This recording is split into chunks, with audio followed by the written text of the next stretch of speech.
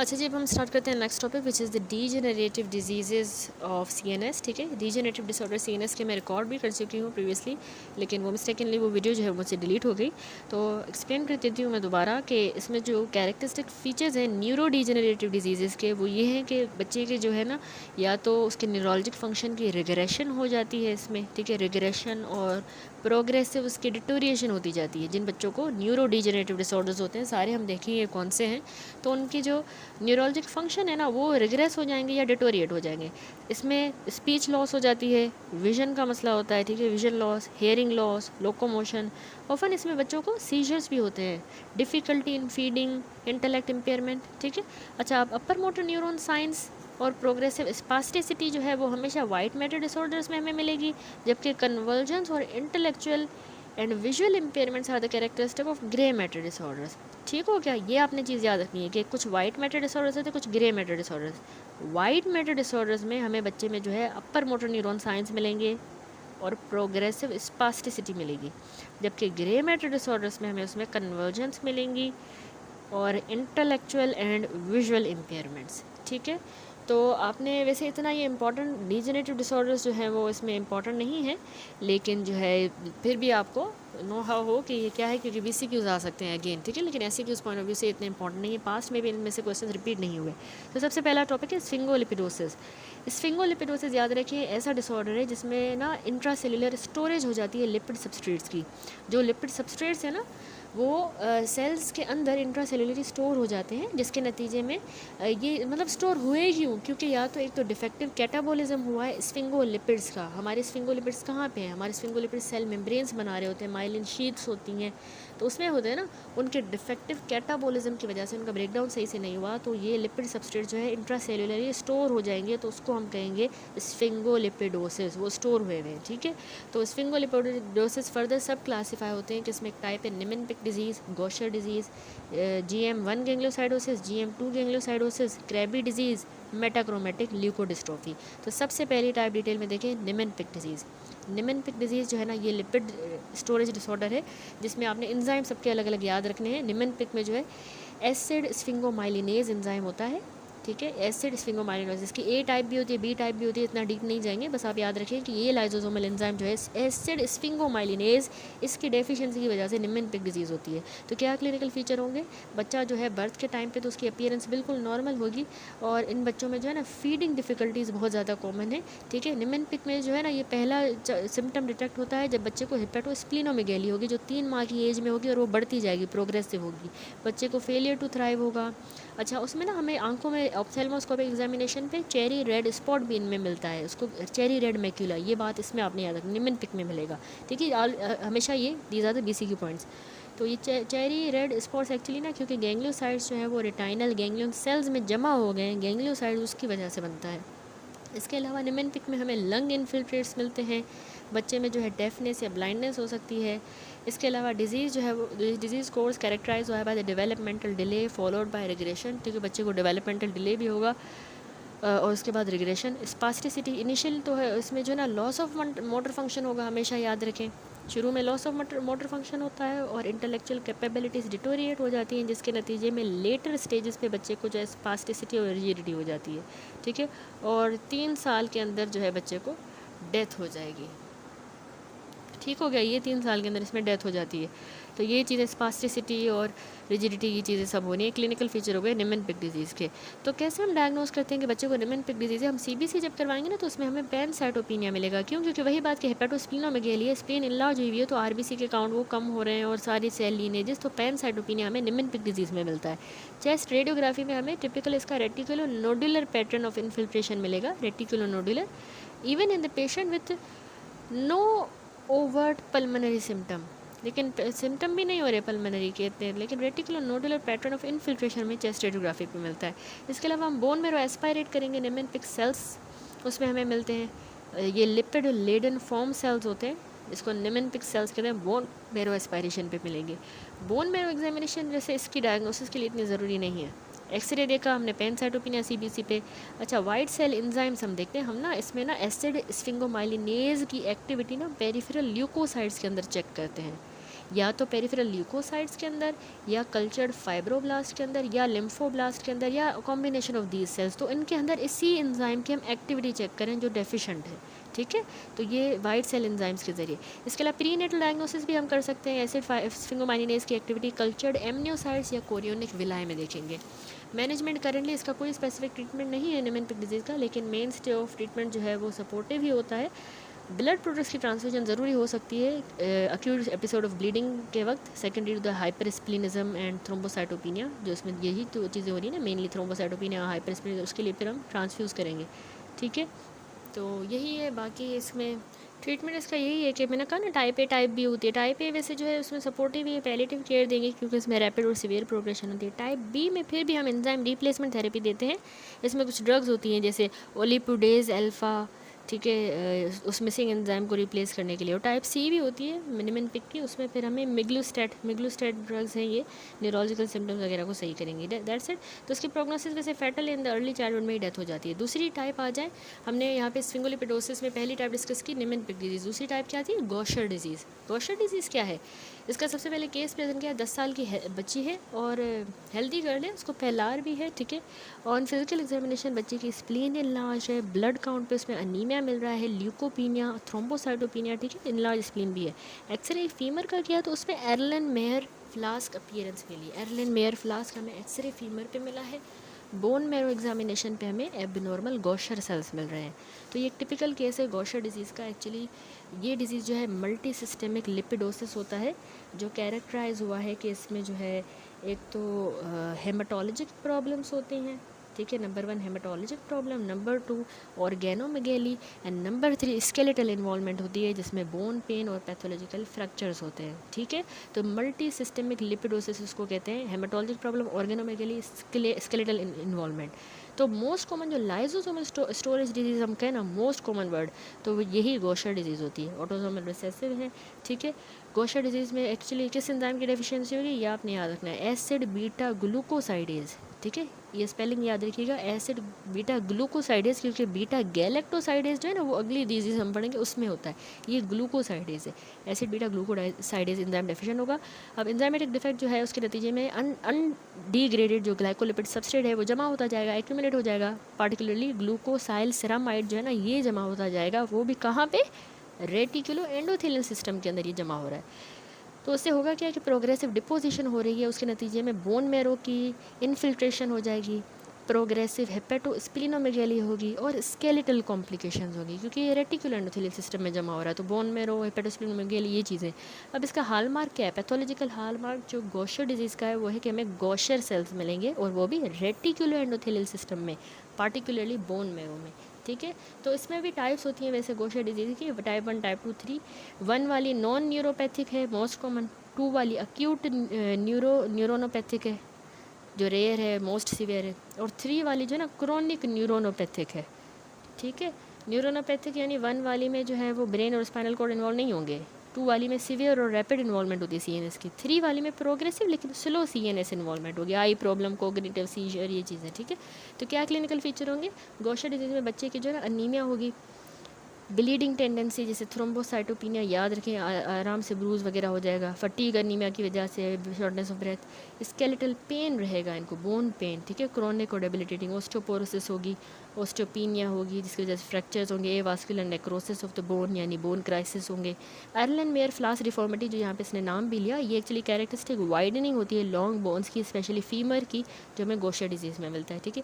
इसके अलावा neurologic manifestation होंगी, ठीक है, हेपेटोस्प्लिनोमेगेली। अच्छा, अब कैसे हम डायग्नोस करते हैं कि गॉशर डिजीज़ बच्चे को, एक तो इसकी डायग्नोसिस जो है हम ग्लूकोसेरेब्रोसाइडेज जो एंजाइम है ना, ग्लूकोसेरेब्रोसाइडेज एंजाइम, इसकी एक्टिविटी हम ब्लड सेल्स में चेक करते हैं, ठीक है, वो मैं आपको दिखाऊंगी, आगे लिखा हुआ है। लेकिन एक तो AC inhibitor, elevated angiotensin converting enzyme हमें बढ़ा हुआ मिलेगा, और एसिड फॉस्फेटेज, ये भी इसमें मार्कर्स हैं डिजीज़ के, एसी और एसिड फॉस्फेटेज। दूसरा, हम बोन मैरो एस्पायरेशन करेंगे तो उसमें ये हमें हॉलमार्क की गॉशर सेल्स मिलेंगे बोन मैरो एस्पायरेशन पे। दूसरा, मैंने कहा ना कि एंजाइम की एक्टिविटी हम किस में चेक कर रहे हैं, पीछे भी मैंने एक्सप्लेन किया, एंजाइम की एक्टिविटी हम ल्यूकोसाइट्स में या कल्चर्ड फाइब्रोब्लास्ट में चेक करते हैं, ठीक है। फाइब्रोब्लास्ट में एंजाइम इसकी एसिड बीटा ग्लूकोसाइडेज की activity for the glucocerebrosidase give the definitive diagnosis. अच्छा, कैरियर्स की जो आइडेंटिफिकेशन है वो हम एंजाइमेटिक असे के जरिए अचीव करेंगे। Testing should be offer to all family members, ठीक है, सबके टेस्ट करवाना है। Prenatal diagnosis is available by the determination of enzyme activity in the chorionic villi और कल्चर्ड एमनियोटिक फ्लूइड सेल्स, ठीक है, कोरियोनिक विलाई पे या कल्चर्ड एमनियोटिक फ्लूइड सेल्स पे जो है हम एंजाइम की एक्टिविटी को जो है डिटरमाइन कर सकते हैं। प्रीनेटली भी यानी गॉशर डायग्नोज हो सकता है। तो मैनेजमेंट इसकी ये है कि हमेशा याद रखिए enzyme replacement therapy with recombinant acid beta glucosidase, यही एंजाइम हमें देना होगा रिप्लेस करके, ठीक है। ये डेफिशिएंट एंजाइम ना आईवी में हर 2 हफ्ते लगाना होता है ताकि वो उस एंजाइम की रिप्लेसमेंट कर रहे हैं हम, तो उससे लिवर स्प्लीन का साइज़ भी कम होगा, ब्लड काउंट इंप्रूव होगा, बोन हेल्थ। दूसरा ये ERT एंजाइम रिप्लेसमेंट थेरेपी, दूसरा SRT सब्सट्रेट रिडक्शन थेरेपी। ये ओरल पिल्स होती हैं जो कि प्रोडक्शन ऑफ फैटी सब्सटेंस को रिड्यूस करेंगी, यानी ग्लूकोसेरेब्रोसाइड्स को ही प्रोडक्शन को ही रिड्यूस करेंगी जो बॉडी में बिल्डअप हो रहा है, तो सब्सट्रेट रिडक्शन थेरेपी। और तीसरा इसमें सपोर्टिव केयर है, ठीक है। तो एंजाइम हम दे रहे हैं एक्स्ट्रा स्केलेटल जो सिम्टम्स है ऑर्गेनोमेगाली हेमाटोलॉजिक इंडिसेस, ये एंजाइम देने से रिवर्स हो जाएंगे। 60 इंटरनेशनल यूनिट पर केजी के हिसाब से एंजाइम देना है, IV इन्फ्यूजन हर दूसरे हफ्ते। मंथली मेंटेनेंस एंजाइम की जो है वो रिप्लेस करेगी, बोन स्ट्रक्चर को इम्प्रूव करेगी, decrease the bone pain, improve the affected children growth. Enzyme replacement does not alter the neurologic progression with Gaucher disease type 2। Bone marrow transplant ये भी एक ऑप्शन है, क्यूरेटिव है, लेकिन इसमें सिग्निफिकेंट मॉर्बिडिटी एंड मोर्टेलिटी है। Splenectomy से thrombocytopenia सही हो सकता है, अनीमिया और मैकेनिकल प्रॉब्लम। जीन थेरेपी भी ऑप्शन है, लेकिन कोई इफेक्टिव ट्रीटमेंट टाइप 2 का नहीं है क्योंकि उसमें सीवियर CNS की इन्वॉल्वमेंट हो जाती है। अब आ जाए नेक्स्ट टाइप GM1 गैंग्लियोसाइडोसिस। पहली स्फिंगोलिपिडोसिस हमने डिस्कस की, which was Niemann Pick disease. Number 2 Gaucher disease. Number 3 आता है GM1 गैंग्लियोसाइडोसिस। ये एक्चुअली इसका केस प्रेजेंट क्या है कि इन्फेंट आता है नॉर्मल न्यूरोलॉजिकल एग्जामिनेशन के साथ एट बर्थ, ठीक है, बच्चे की बर्थ के टाइम पे एग्जामिनेशन न्यूरोलॉजिकल जो है बिल्कुल नॉर्मल है, लेकिन कुछ माह के बाद बच्चे को ना सिवियर प्रोग्रेसिव CNS डीजेनरेशन हो गई है, सेंट्रल नर्वस सिस्टम की प्रोग्रेसिव डीजेनरेशन। हेपेटोस्प्लीनोमेगाली भी है, मैक्रोग्लोसिया और चेरी रोड्स रेड स्पॉट्स की आई में, ये हमें वैसे उसमें निमेनपिक में भी मिल रहा था। क्यों मिल रहा था? निमेनपिक में चेरी रेड स्पॉट जो है ना, गैंग्लियन सेल्स जो थे ना उनमें गैंग्लियोसाइड्स की डिपोजिशन हो गई थी रिटाइनल गैंग्लियन सेल्स के अराउंड, तो हमें cherry rods red spot ophthalmic examination. तो यहाँ पे भी हमें चेरी रेड स्पॉट आई पे मिल रहा है बच्चे के, कोर्स फेशियल फीचर भी है, मैक्रोग्लोसिया भी है, ठीक है। तो एक्चुअली ये टिपिकल केस है GM1 गैंग्लियोसाइडोसिस का। इसमें यूँ होता है कि ये ऑटोसोमल रिसेसिव ट्रेट के जरिए इनहेरिट होती है, इसमें बहुत ज़्यादा डेफिशिएंसी हो जाती है एसिड बीटा गैलेक्टोसाइडेज एंजाइम। गॉशर में जो है एसिड बीटा ग्लूकोसाइडेज डेफिशिएंट था, यहाँ गैलेक्टोसाइडेज, ठीक है। तो ये एंजाइम जो है ना हम ल्यूकोसाइड्स पे ही असेस करेंगे, फाइब्रोब्लास्ट पे कल्चर करेंगे, एमनियोटिक सेल्स पे भी हम आइडेंटिफाई कर सकते हैं प्रीनेटली इस डिजीज़ को। चेरी रोड स्पॉट इसका कैरेक्टरिस्टिक फाइंडिंग है, याद रखें ये ओपेक रिंग होती है, एक्चुअली ये एक ओपेक रिंग है, ठीक है। Cherry red spot sphingolipid laden retinal ganglion cells होते हैं जो रेड फीविया को इनसर्कल कर रहे होते हैं, ठीक हो गया। तो इसमें जो है ना आगे इतने इसने डिटेल नहीं बताई GM1 गैंग्लियोसाइडोसिस की, मैं आपको थोड़ा सा बता देती हूँ कि इसकी भी फर्दर टाइप्स होती हैं। एक टाइप 1 होती है जो इन्फेंटाइल और मोस्ट सीवियर है, बर्थ से 6 माह तक होती है, उसमें coarse facial features, rapid developmental regression, hepatosplenomegaly, cherry red spot मिलेंगे, जो यहाँ पे केस भी है इन्फेंटाइल फॉर्म। दूसरी इसमें टाइप 2 होती है लेट इन्फेंटाइल या जुवेनाइल फॉर्म, 7 माह से 3 साल तक होती है, उसमें डेवलपमेंटल डिले और regression of motor and cognitive skill, walking and gait disturbance, seizure, ataxia, but less severe visceral involvement. जो टाइप 3 तीसरी है 3 है एडल्ट या क्रोनिक, वो रेयरेस्ट है, अडोलेसेंस से लेके अडल्टहुड के दरमियान वो टाइप होगी। चेरी रेड स्पॉट, अच्छा इसमें टाइप 3 जो एडल्ट या क्रोनिक टाइप है वो एडोलेसेंस से अडल्टहुड होगी, वो माइल्ड होती है, स्लोली प्रोग्रेसिव न्यूरोलॉजिक सिम्टम होंगे जैसे एबनॉर्मल गेट, स्पीच प्रॉब्लम या डिस्टोनिया वगैरह, ठीक है। तो वही एंजाइम असे करके डायग्नोज करते हैं, और इसमें वैसे ट्रीटमेंट कोई FDA अप्रूव्ड क्योर नहीं है, बस सिम्टोमेटिक मैनेजमेंट होती है, ठीक है, एंजाइम रिप्लेसमेंट थेरेपी। अब जो है दूसरी टाइप आती है GM गैंग्लियोसाइडोसिस टाइप 2, ठीक है। ये जो टाइप 2 होती है इसमें आपने याद रखना है कि ऑटोसोमल रिसेसिव इनहेरिटेड डिसऑर्डर है, इसमें फर्दर टाइप्स आती है। मेन उसकी जो टाइप है ना ये GM गैंग्लियोसाइडोसिस की 2 की फर्दर टाइप्स है, Tay Sachs disease, Sandhoff disease, juvenile GM2 gangliosidosis, adult GM2 gangliosidosis, ठीक है।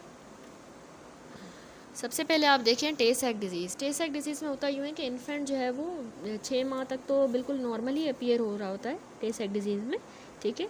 एक्चुअली ये हेक्सोसेमिनेडेज़ ए की डेफिशिएंसी होती है इसमें, और मिनिमल विज़रल इन्वॉल्वमेंट तो मिनिमल है, प्राइमरीली इसमें CNS इन्वॉल्व होता है, ठीक है। तो ये 6 माह तक तो बिल्कुल बच्चा ठीक लग रहा होता है, लेकिन उसको बहुत ज़्यादा स्टार्टल रिएक्शन बहुत ज़्यादा होगा, मार्क्ड होगा, ठीक है। स्टार्टल एग्जेजुरेटेड स्टार्टल रिफ्लेक्शन भी हम रिफ्लेक्स कह सकते हैं, यानी हाइपर एक्यूसिस, यानी लाउड साउंड होगी तो बच्चा स्ट्रांगली उसको रिएक्ट करेगा, अनयूजुअली स्ट्रॉन्ग, ठीक है। By the age of 1 year जो अफेक्टेड बच्चा है उसके begin to lag in the developmental milestone, यानी बच्चे में जो है डेवलपमेंटल रिग्रेशन होगी, लॉस ऑफ मोटर स्किल, जैसे बैठ नहीं पा रहा, क्रॉल नहीं कर रहा, टर्न नहीं कर रहा, जो पहले लर्न थे वो रिग्रेस हो जाएंगे, ठीक है। तो loss of ability to sit stand and vocalise, early hypotonia develops into the progressive spasticity, पहले हाइपोटोनिया होगा फिर स्पास्टिसिटी हो जाएगी।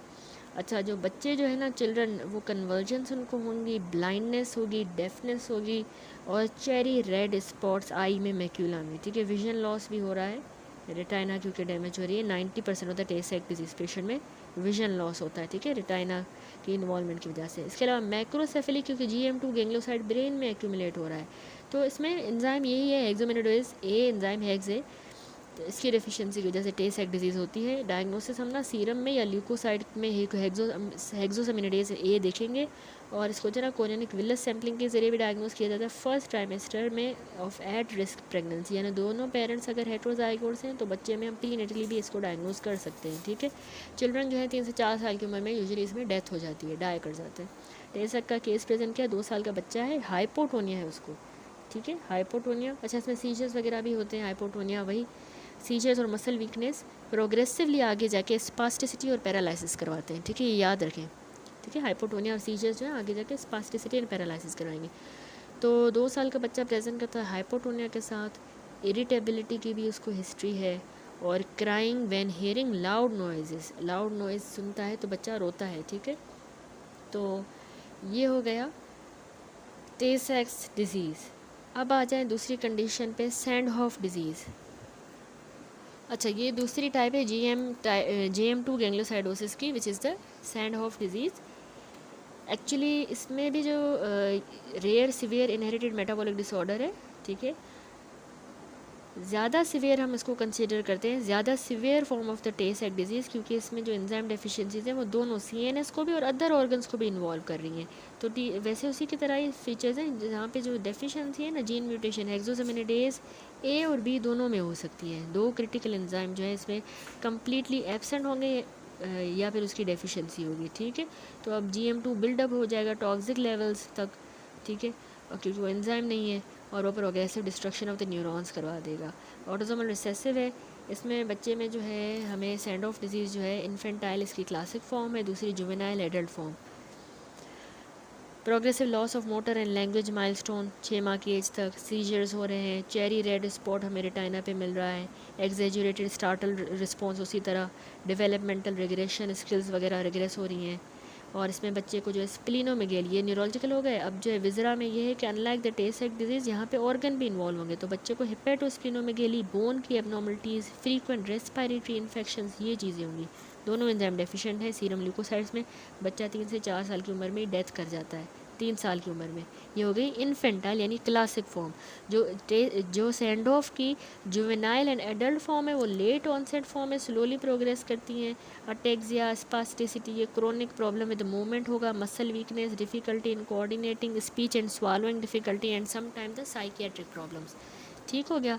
अब आ जाए अगली टाइप पे, वजह से क्रैबीज डिजीज़, ये अगली स्फिंगोलिपिडोसिस है। अच्छा, क्रैबी डिजीज़ जो है अगली स्फिंगोलिपिडोसिस है, इसको ग्लोबॉइड सेल ल्यूकोडिस्ट्रोफी भी कहा जाता है, ठीक है, ग्लोबॉइड सेल ल्यूकोडिस्ट्रोफी। रेयर इनहेरिटेड और फैटल डीजेनरेटिव डिसऑर्डर है नर्वस सिस्टम का। इसमें ना माइलिन की प्रोग्रेसिव डिस्ट्रक्शन होती जाती है, जो नर्व सेल्स की प्रोटेक्टिव शीट है उसकी। तो लाइसोसोमल स्टोरेज डिजीज़ ही है, बिल्कुल जिस तरह मैंने पहले बताई उसी की तरह है। इसमें white matter of the brain involve होता है और स्पाइनल कॉर्ड। वाइट मैटर मैंने आपको बताया था, जब वाइट मैटर इन्वॉल्व होता है तो उसमें अपर मोटर न्यूरॉन के साइंस और प्रोग्रेसिव स्पास्टिसिटी ज़्यादा होगी, ठीक है, जबकि ग्रे मैटर में कन्वर्जेंस और इंटेलेक्चुअल एंड विजुअल इम्पेयरमेंट्स। तो यहाँ पर ये ऑटिज्म रिसेसिव है। इसके symptom first few month of life में बच्चे में अपीयर होना शुरू होते हैं। बच्चा इरिटेबल होता है, रोता है, हाइपर पायरेक्सिया के उसको एपिसोड्स होते हैं, ठीक है, हाइपर पायरेक्सिया। इसके अलावा बच्चे को वॉमिटिंग और फीडिंग डिफ़िकल्टी होती है। इसमें आपको पता होना चाहिए कि एंजाइम में मसला क्या है। म्यूटेशन, गैल्क जीन में म्यूटेशन आई है, तो गैल्क एंजाइम जो है वो डेफिशिएंट होगा। गैलेक्टोसाइल सेरामाइडेज, गैलेक्टोसाइल सेरामाइडेज एंजाइम है, डिफेक्टिव एंजाइम अगर होगा तो, डिफेक्टिव जीन होगा तो इस एंजाइम की डेफिशिएंसी होगी। तो अब क्या होगा कि गैल्क एंजाइम नहीं है तो गैलेक्टोलिपिड्स जो हैं उनकी ब्रेकडाउन के लिए वो चाहिए होता है, इंक्लूडिंग साइकोसिन। साइकोसिन भी एक जो है गैलेक्टोलिपिड है, इसके ब्रेकडाउन के लिए ये एंजाइम चाहिए होता है। जब गैल्क एंजाइम नहीं होगा तो ये टॉक्सिक सब्सटेंस है साइकोसिन, ये सेल्स में एक्यूमुलेट हो जाएगा, ठीक है, और जो है इससे फिर डीमाइलिनेशन हो जाएगी, बिल्डअप हो जाएगा, डैमेज, बिल्डअप जो है वो सेल्स को डैमेज करेगा जो हमारी माइलिन को मेंटेन रखते हैं। अब माइलिन ही नहीं रहेगी, ब्रेन और पेरिफेरल बॉडी मेल फंक्शन करेंगे और डिजीज़ के सिम्टम्स होंगे, ठीक है। तो ऑटोसोमल रिसेसिव डिजीज़, अब इसमें भी टाइप्स है, इन्फेंटाइल, लेट ऑनसेट। इन्फेंटाइल वाली मोस्ट कॉमन है, 3 से 6 माह में अपीयर होती है। उसमें अर्ली सिम्टम होते हैं, स्टेज 1 होता है, फिर प्रोग्रेसिव स्टेज 2 एंड 3। अर्ली में बच्चे को गुस्सा आ रहा है, फसीनेस, बहुत ज़्यादा इरिटेबल, चिड़चिड़ा, बुखार के एपिसोड्स होंगे लेकिन इन्फेक्शन नहीं है, feeding difficulty, spasticity, stiff muscle होगा। इन्फेंट ना बहुत ज़्यादा नॉइज़ को, टच को भी बहुत ज़्यादा हाइपर सेंसिटिव होगा। फिर स्टेज 2 और 3 आता है प्रोग्रेशन का, उसमें उसके मोटर और मेंटल डेवलपमेंट जल्दी से लॉस हो जाएगी, विजन और हियरिंग लॉस होगा, सिवियर उसको सीजर्स होंगे, एबनॉर्मल बॉडी पोस्चर, ओपिस्टोटोनोस, ठीक हो गया। तो सीजर्स वगैरह, रिजिडिटी, ओपिस्टोटोनोस, ये सारी visual inattentiveness as a result of optic atrophy become apparent. Advance stage में इलनेस में children develop blindness, deafness, absent deep tendon reflex and decerebrate rigidity. 2 साल से ज़्यादा ये बच्चा ज़िंदा नहीं रह पाता, ठीक है, इन्फेंटाइल फॉर्म में। जो लेट फॉर्म है, डायग्नोस 3 to 6 मंथ में हो जाता है। जो लेट ऑनसेट फॉर्म है उसमें लेट इन्फेंटाइल या जुवेनाइल या एडल्ट फॉर्म रेयर है, स्लोली डेवलप, उसमें ataxia, muscle weakness, stiffness, vision, hearing problem, decline in mental ability, ठीक हो गया। तो डायग्नोसिस में हमें MRI करवानी होती है। इसमें एक तो एंजाइम से तो ऑब्वियसली करवाएंगे, गैल्क एंजाइम की डेफिशिएंसी होगी ब्लड में, ठीक है। तो इसके अलावा हमने ना MRI करनी होती है, magnetic resonance spectroscopy are use to evaluate the extent of demyelination कितना हुआ है। Umbilical cord stem cell transplantation is the treatment of choice in the asymptomatic baby without the neurological symptom, ठीक है। Stem cell, hematopoietic stem cell transplant ही इसमें only effective treatment है क्रेवी disease का, जो डिज़ीज़ की प्रोग्रेशन को स्लो कर सकता है, लेकिन ये तब फ़ायदेमंद है जब बच्चे को इतने सिम्टम्स ना हो, यानी ideally with in the first 30 days of life.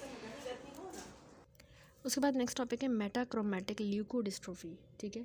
Actually ये सिवियर और रेयर इनहेरिटेड मेटाबॉलिक डिसऑर्डर है जो कि प्रोग्रेसिव डैमेज करवा देता है माइलिन शीथ का, जो हमारी प्रोटेक्टिव फैटी कवरिंग है नर्व सेल्स के around in the central and peripheral nervous system, ठीक है। तो मेटाक्रोमैटिक ल्यूकोडिस्ट्रोफी को हम क्लासीफाई करते हैं एज ए ल्यूकोडिस्ट्रोफी, यानी वाइट मैटर को अफेक्ट करती है। ल्यूकोडिस्ट्रोफी का मतलब यही होता है कि वाइट मैटर को, और ये लाइजोसोमल स्टोरेज डिसऑर्डर है, ठीक है। तो this is a disorder of myelin metabolism और ऑटोसोमल रिसेसिव ट्रेट की तरह ये इनहेरिट होता है।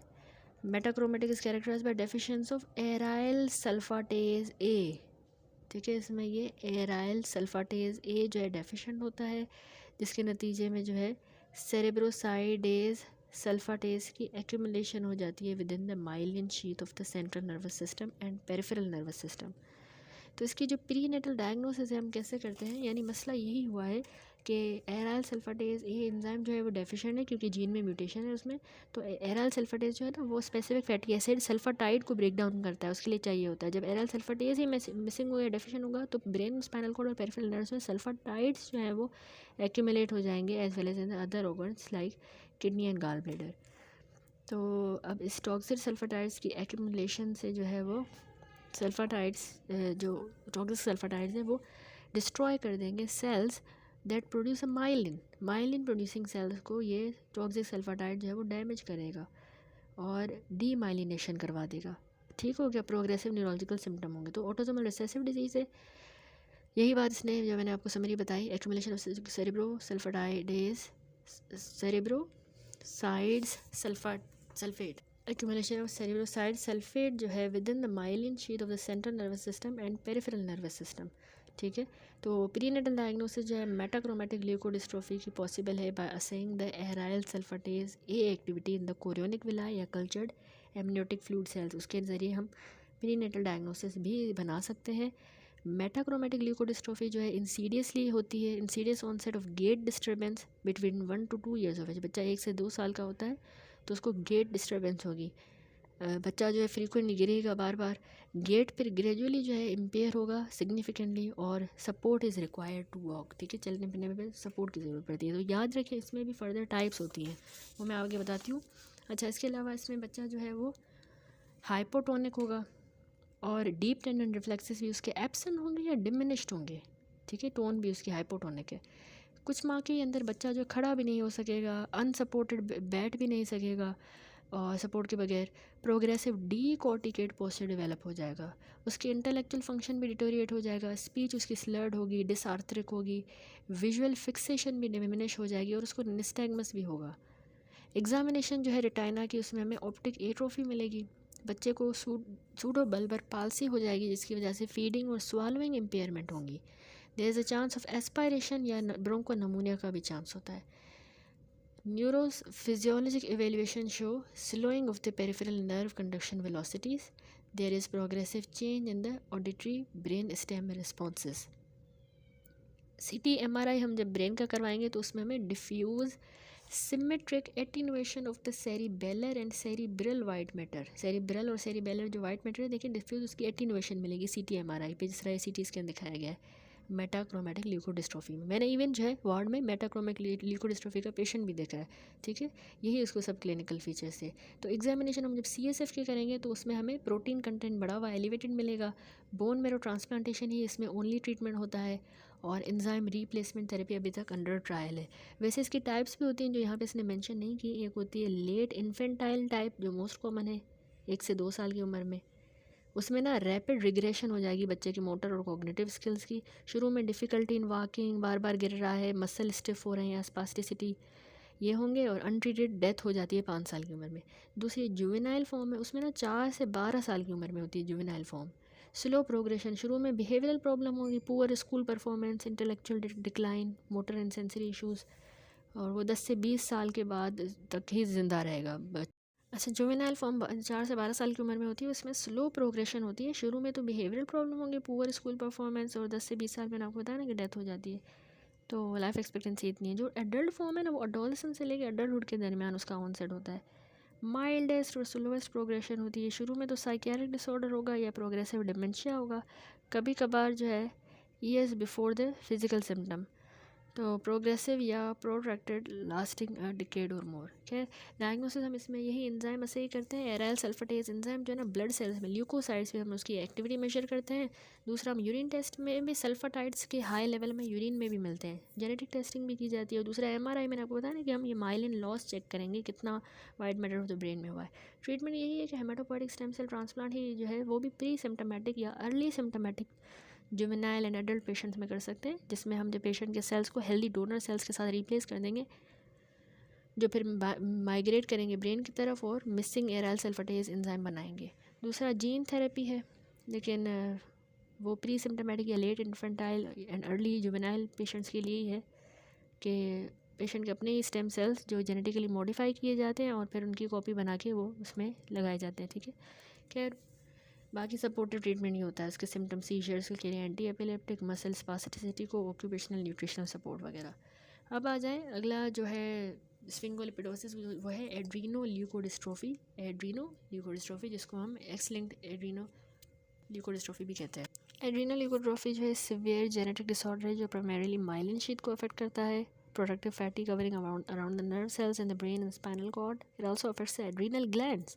तो उसका इन्होंने एक केस प्रेजेंट किया है कि regression and behaviour problem school पे एट स्कूल जो है हुई हैं। 7 साल का बच्चा है, सेवरल वीक हिस्ट्री प्रेजेंट करता है लॉस्ट स्किल्स की।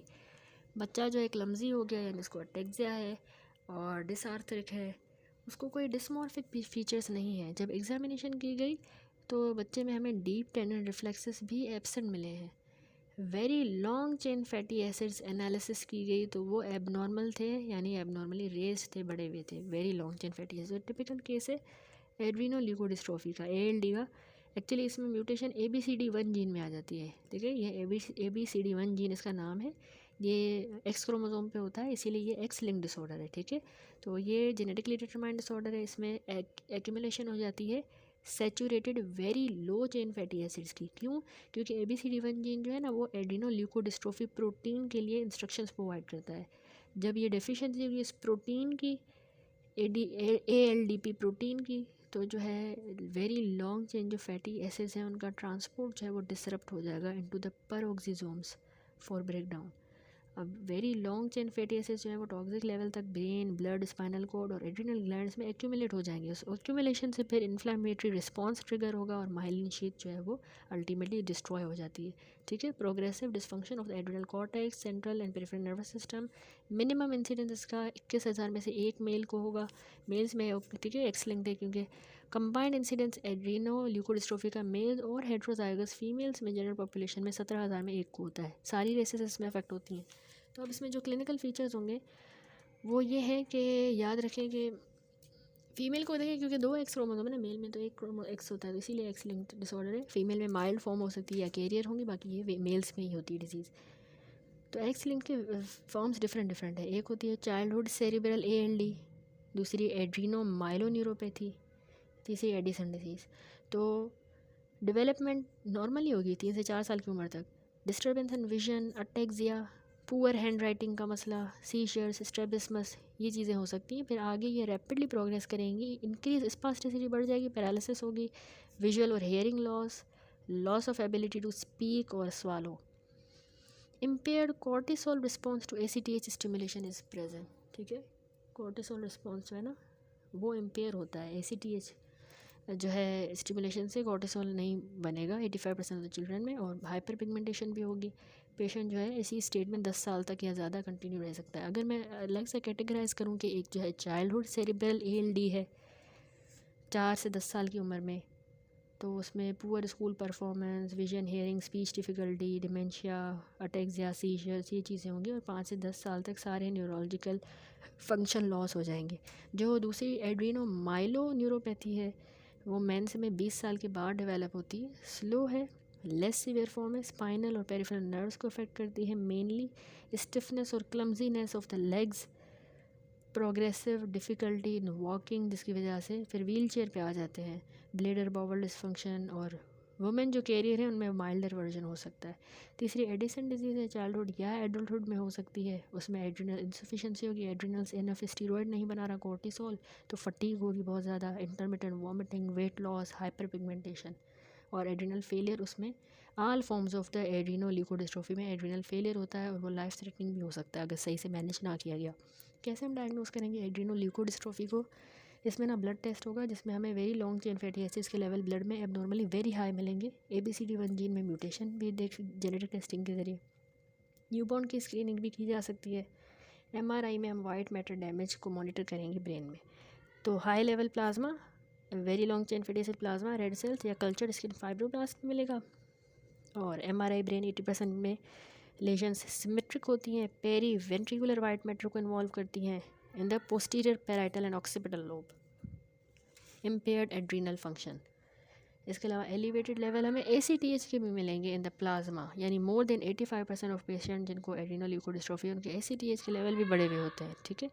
इसके अलावा सब normal rise of the cortisol level in the plasma following the intravenous injection of 250 microgram of ACTH। सब normal level of the cortisol level in the plasma following the intravenous injection of 250 microgram of ACTH, ठीक है। Management क्या है इसमें? Management में हम corticosteroid replacement करते हैं एड्रिनल इंसफिशेंसी के लिए या एड्रीनोकॉर्टिकल हाइपोफंक्शन के लिए, ठीक है। एड्रिनल इंसफिशेंसी या एड्रीनोकॉर्टिकल हाइपोफंक्शन के लिए हमें फिर कॉर्टिकोस्टेरॉइड देना होगा। इसके अलावा Lorenzo's oil therapy, Lorenzo oil therapy से जो ना सेरेब्रल प्रोग्रेशन थोड़ी सी कम होगी। 4:1 का मिक्सचर है ये, ग्लाइसराइल ट्रायोलिएट और ग्लाइसराइल ट्राईयूरेट, ट्राईयूरकेट, ये भी इसका लोरेंजो ऑयल की कंपोजिशन है। ये अभी तक अंडर इन्वेस्टिगेशन है, ठीक है। इसके अलावा हेमाटोपोइटिक स्टेम सेल ट्रांसप्लांट जो है वो ही जो है कंसीडर किया जाता है अर्ली स्टेज डिजीज़ में विद अ माइल्ड न्यूरोलॉजिक अगर इम्पेयरमेंट हो, तो सिर्फ अर्ली ही अगर हम करें न्यूरोलॉजिक डैमेज होने से पहले, तो पेशेंट के हेल्दी डोनर सेल्स रिप्लेस कर देंगे हम, तो उससे इसकी जो है प्रोग्रेशन कम की जा सकती है। इसके अलावा पेरेंट्स और family support about the patient progressive behavioural and neurological disturbance, बाकी यही इसमें ट्रीटमेंट है। और क्योर कोई नहीं है, लेकिन अर्ली डायग्नोसिस क्रिटिकल है ताकि ट्रीटमेंट को हार्ड करें और सेरेब्रल फॉर्म की प्रोग्रेशन को स्लो डाउन करें। That's it. तो यहाँ पे हमारा कंप्लीट होता है टॉपिक। नेक्स्ट वीडियो से इंशाल्लाह अगला टॉपिक स्टार्ट करेंगे, गुलियन बारे सिंड्रोम। तो ये सारी जो है न्यूरो डिजेनरेटिव डिसऑर्डर्स कंप्लीट हुए। एग्जाम पॉइंट ऑफ व्यू से इतने इंपॉर्टेंट नहीं है, लेकिन इसके BCQs के लिहाज से इंपॉर्टेंट, ठीक है।